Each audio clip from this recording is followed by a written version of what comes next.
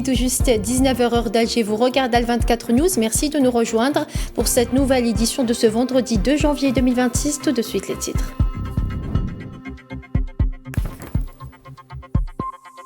En Palestine occupée, le bilan s'alourdit à 71 273 martyrs et 171 237 blessés. Et les Palestiniens déplacés vivant dans la bande de Gaza ont célébré le Nouvel An au milieu des ruines de leurs maisons détruites, confrontés à des conditions de vie difficiles. Les détails dans ce journal.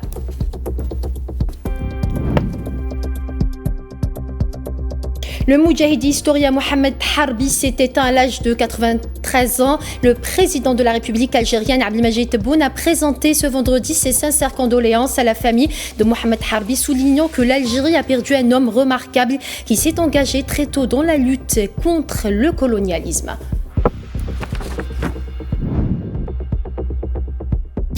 Venezuela, États-Unis, le président vénézuélien Nicolás Maduro se dit prêt à dialoguer avec le président américain Donald Trump. On fera le point dans ce journal.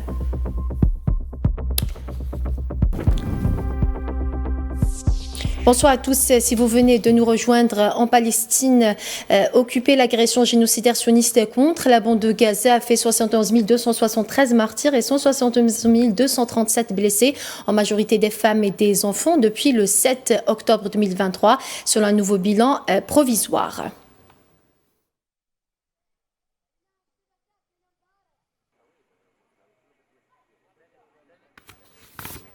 Les Palestiniens déplacés vivant dans la bande de Gaza ont célébré le Nouvel An au milieu des ruines de leurs maisons détruites, confrontés à des conditions de vie difficiles et à une profonde incertitude quant à leur avenir. Le monde doit se tenir aux côtés du peuple palestinien qui a enduré d'immenses souffrances, nous aider à reconstruire la bande de Gaza, à instaurer la paix et à créer un État où nous pourrons vivre en paix et en sécurité. J'aimerais que nous puissions vivre comme le reste du monde. Aujourd'hui, nos enfants n'ont accès à aucune éducation, à rien du tout.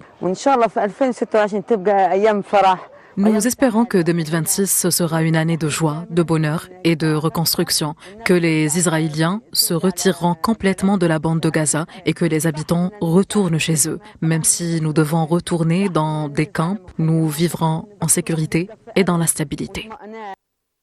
4 Palestiniens ont été blessés jeudi par des tirs des forces de l'occupation sioniste dans le sud de la bande de Gaza, selon des sources médicales. 4 personnes blessées par des tirs des forces de l'occupation sioniste étaient arrivées au complexe médical Nassar dans le sud de Gaza en provenance de différents quartiers de Khan Younes, a indiqué une source au sein de l'hôpital. Plus tôt, un enfant est tombé en martyr dans des tirs de l'armée d'occupation dans le nord de Gaza.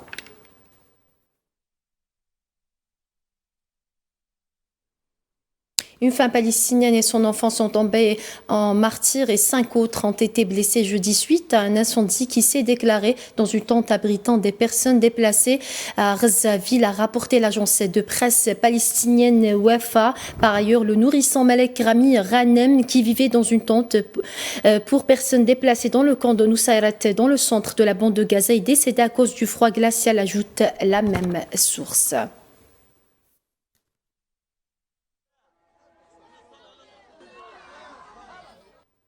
Le ministre espagnol des Affaires étrangères, José Manuel Albares, a dénoncé ce vendredi la situation humanitaire catastrophique à Gaza et a appelé à la fin des violences en Cisjordanie occupée. Lors d'un entretien téléphonique avec le Premier ministre palestinien Mohamed Mustafa, Albares a déclaré lui avoir transmis le plein soutien de l'Espagne à une paix définitive à Gaza et à la fin des violences en Cisjordanie.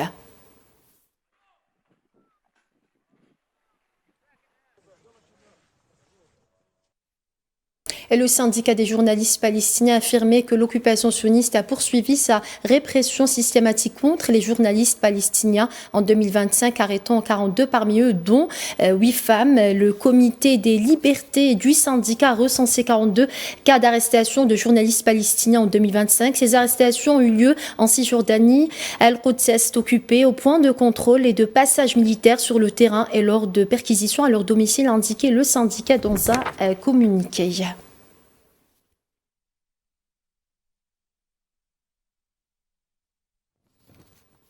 Et des milliers de citoyens palestiniens ont accompli la prière du vendredi à la mosquée Al-Aqsa, dans la ville sainte d'El-Quds occupée, où ils se sont rassemblés dès les premières heures du matin, malgré les strictes mesures imposées par les forces de l'occupation sioniste à l'accès à la mosquée, a rapporté l'agence de presse palestinienne Wafa. Des sources locales citées par Wafa ont rapporté que les forces d'occupation déployées autour de la porte des Lions et sur la route du marché du vendredi ont arrêté et fouillé des jeunes hommes, vérifié leur carte d'identité, empêché certains d'entre eux d'atteindre la mosquée pour y prier.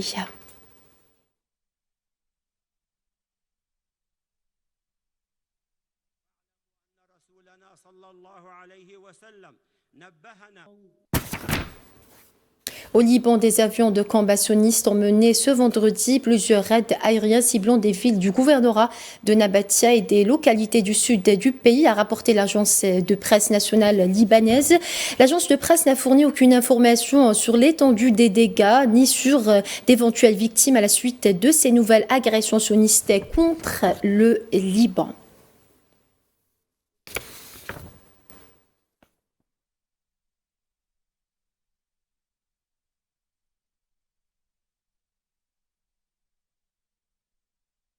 Et dans le reste de l'actualité, le moudjahid et historien Mohamed Harbi est décédé jeudi à l'âge de 93 ans. Né en 1933, le défunt était un militant du mouvement national et membre de la Fédération du Front de Libération Nationale de France avant de rejoindre le gouvernement provisoire de la République algérienne. Mohamed Harbi était également enseignant universitaire et historien qui avait à son actif plusieurs ouvrages sur le mouvement national et la glorieuse révolution de libération.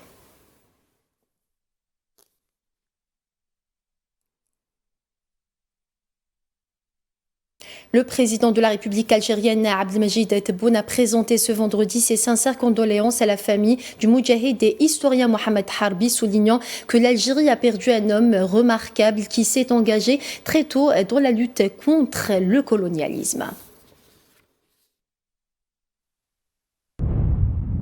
C'est avec une profonde tristesse que j'ai appris le décès du moudjahid et historien intellectuel Mohamed Harbi. Avec sa disparition, l'Algérie perd un homme remarquable qui a rejoint très tôt la lutte politique contre le colonialisme puis les rangs de la révolution de libération comme moudjahid et cadre du gouvernement provisoire de la République algérienne. Avant de se consacrer, après l'indépendance, à l'écriture et à la recherche enrichissant la bibliothèque mondiale de plusieurs ouvrages précieux sur l'histoire du mouvement national et de la glorieuse révolution de libération. En cette triste occasion, j'adresse mes plus sincères condoléances à la famille du défunt et à la famille révolutionnaire, priant Dieu Tout-Puissant de lui accorder sa miséricorde, de l'accueillir en son vaste paradis et d'apporter à sa famille patience et réconfort. À Dieu nous appartenons et à lui nous retournons.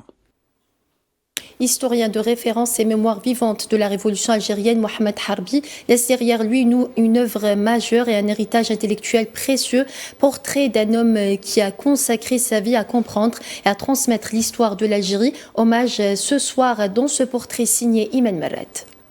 Je suis un ami de Hossein Aït Ahmed. Nous avons milité dans les mêmes partis. Mohamed Harbi était de ceux dont la vie se confond avec l'histoire. Né en 1933, il a traversé la révolution algérienne, en a été un témoin privilégié avant de consacrer son existence à en écrire la mémoire. Engagé dès sa jeunesse dans le mouvement national, il a vécu les moments fondateurs de l'indépendance. Mais son combat ne s'est pas arrêté à la libération. Mohamed Harbi a choisi celui de la transmission, de l'écriture et de la réflexion. Le FLN d'abord.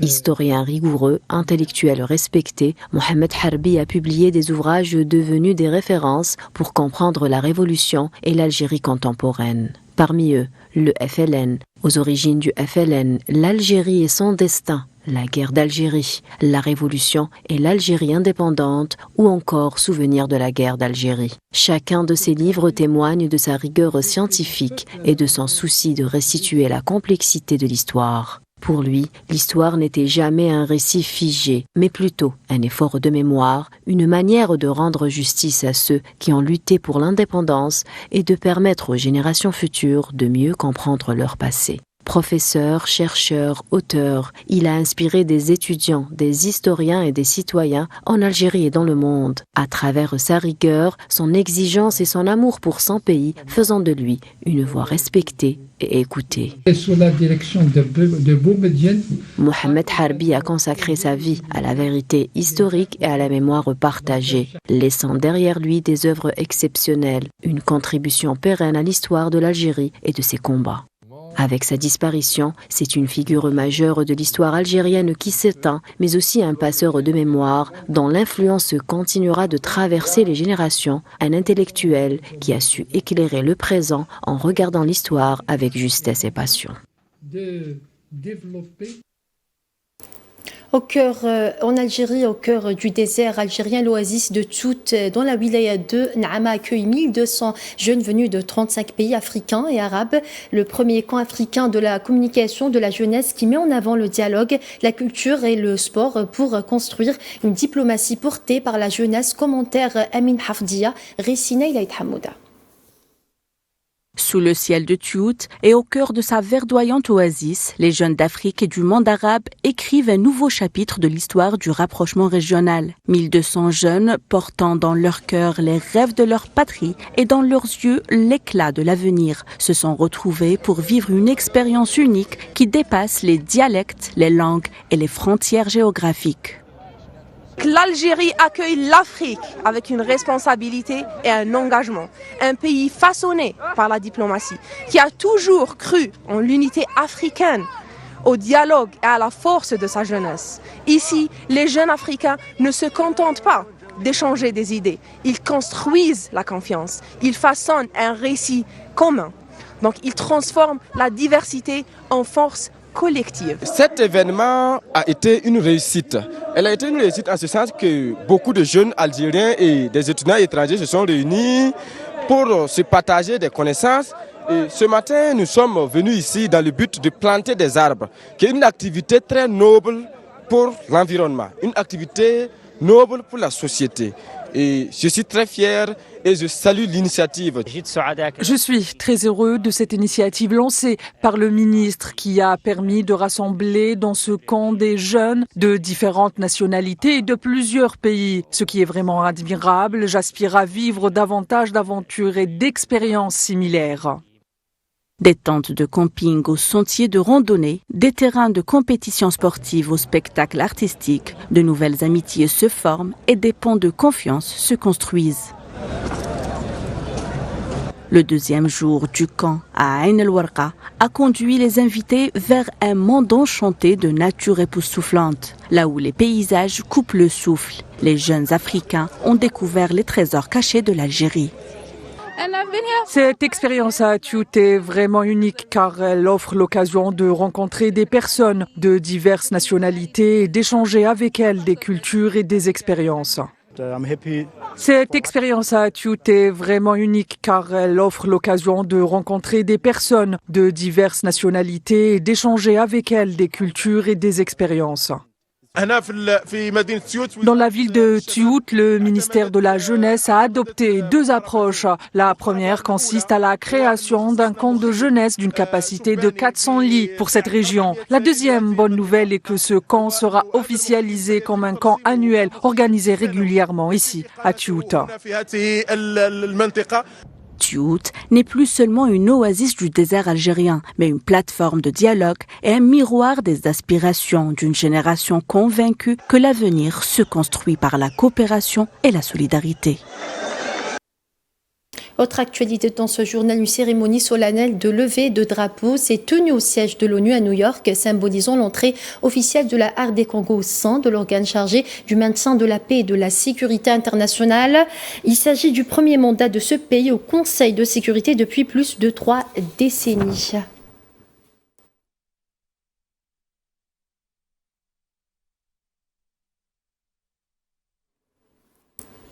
Au Gabon, le président gabonais Brice Oligui Nguema a annoncé jeudi la composition du nouveau gouvernement du Gabon. La mise en place de cette nouvelle équipe gouvernementale fait suite aux élections législatives et locales organisées en octobre et novembre dernier. Le gouvernement comprend notamment un vice-président du gouvernement et un vice-président de la République et plusieurs nouveaux ministres ont été nommés.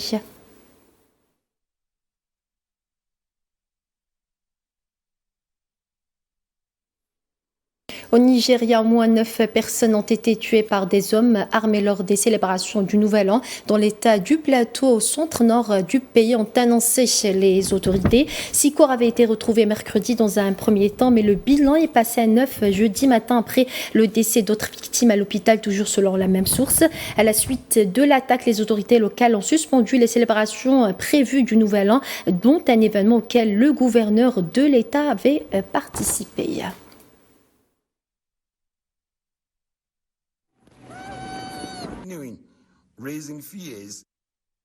En Gambie, au moins 7 personnes ont trouvé la mort et 96 autres ont été secourues après le chavirement jeudi d'une embarcation transportant plus de 200 migrants en situation irrégulière, a annoncé le ministère gambien de la Défense dans un communiqué. La marine gambienne a lancé une opération de recherche, de sauvetage et de récupération en coordination avec les services de sécurité et de secours après la réception d'un signal de détresse. 7 corps ont été retrouvés et 96 autres personnes secourues, dont 39 hospitalisées. La Gambie a activé le plan national d'intervention d'urgence et que les opérations de recherche se poursuivaient toujours.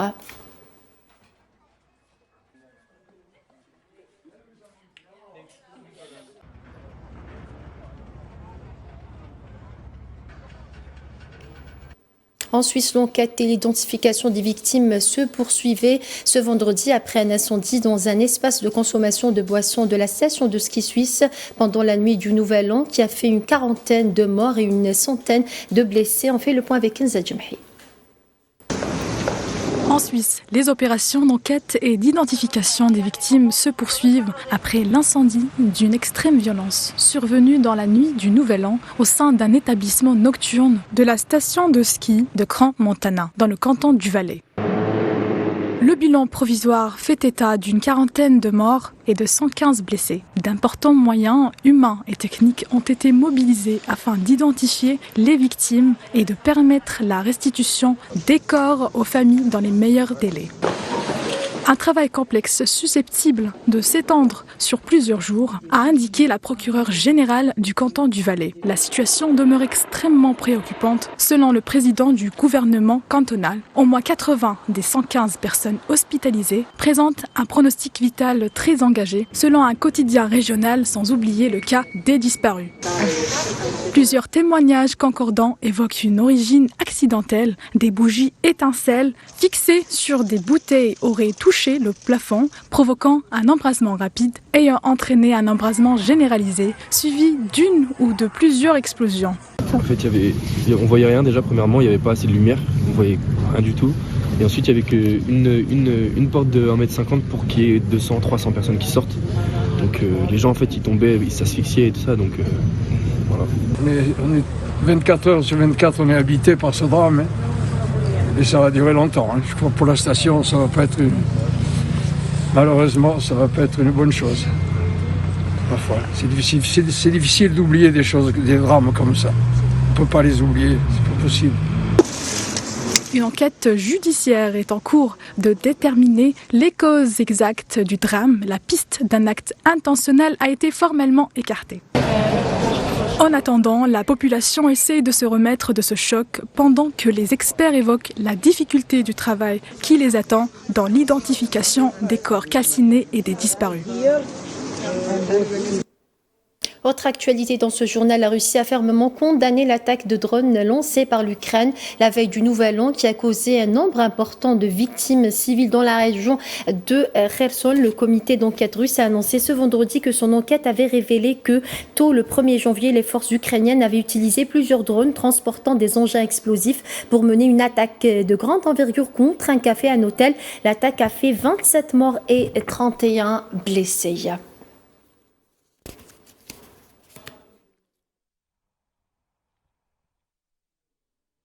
États-Unis, Venezuela, le président vénézuélien Nicolás Maduro se dit prêt à dialoguer avec le président américain Donald Trump. Maduro a déclaré, je cite, que le Venezuela était un pays frère des États-Unis, un gouvernement ami.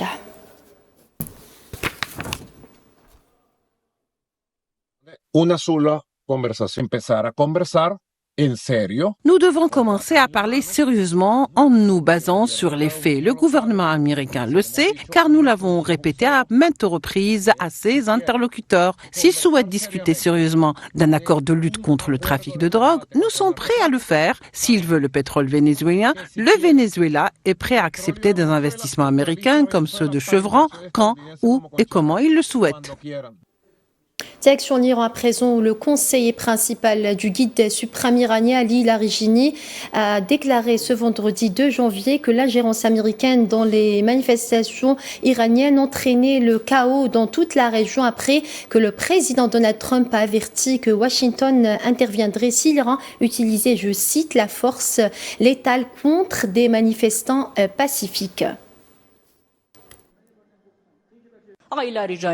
Dans un message publié sur sa page de réseau social, Larijani a écrit « Les positions prises par les responsables israéliens et par Trump ont clarifié les véritables enjeux de ces manifestations. Nous distinguons les revendications légitimes des commerçants manifestants, des éléments perturbateurs et Trump doit savoir que l'ingérence américaine dans cette affaire intérieure revient à déstabiliser toute la région et à nuire aux intérêts des États-Unis. » Le secrétaire du Conseil suprême de sécurité nationale s'est également adressé au peuple américain dans un message en ligne. C'est Trump qui a déclenché ces troubles et les Américains doivent veiller sur leurs soldats.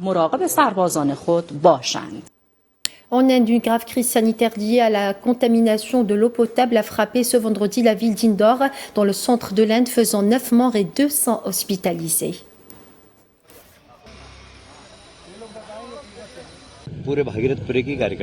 Nous nous sommes réunis avec les travailleurs de Bajira Tupra de tous les quartiers. Ils nous ont confirmé et informé qu'un total de 8 décès a été signalé. Parmi ceux-ci, 2 ou 3 sont des décès de cause naturelle. De plus, s'il y a une plainte aussi après leur traitement, les médecins suggèrent que c'est dû à l'eau contaminée, alors nous procéderons conformément au protocole. Le problème de drainage est si grave que si les égouts se bouchent, tout le quartier est inondé d'eau usée. Les caniveaux derrière les maisons débordent. L'odeur est si insupportable que mes enfants en vomissent. Les eaux usées se mélangent à l'eau potable. Il y a à peine 10 jours, l'eau était si amère qu'on aurait dit qu'elle contenait trop de médicaments. Il y a tellement de problèmes ici, les enfants tombent malades et nous devons aller chercher leurs médicaments à l'hôpital. La bouche d'égout n'est pas nettoyée du tout. Personne n'est encore venu nous aider, personne n'est encore venu dans notre rue. Nous avons également déposé une plainte auprès des services des eaux de la municipalité concernant l'eau sale dans notre rue et les décharges sauvages. Personne ne nettoie. En Chine, la marine de l'armée chinoise a mis en service un nouveau lance-missile au début de 2026. Nouvellement mis en service, il est doté de systèmes radars, d'armes et de réseaux modernisés, ce qui renforce ses capacités régionales de défense aérienne, d'attaque maritime et de commandement des forces opérationnelles.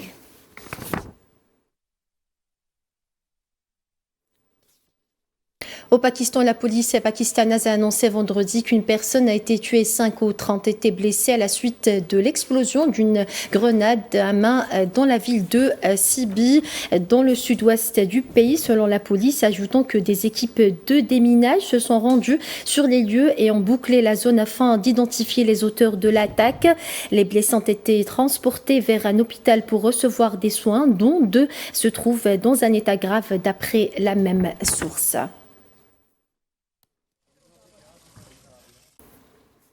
Au Mexique, un séisme de magnitude 6,5 a frappé vendredi la ville de Mexico, selon le service sismologique national.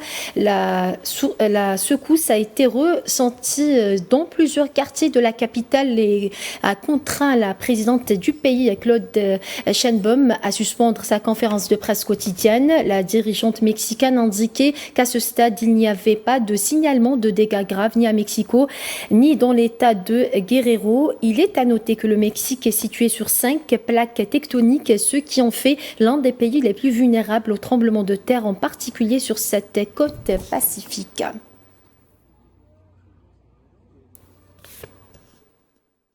Et Direction la Turquie à présent, où des routes menant à des centaines de villages et de zones rurales ont été fermées ce vendredi 2 janvier dans des provinces de l'Est du pays en raison des fortes chutes de neige qui se sont abattues sur la région ces derniers jours, comme le montrent ces images.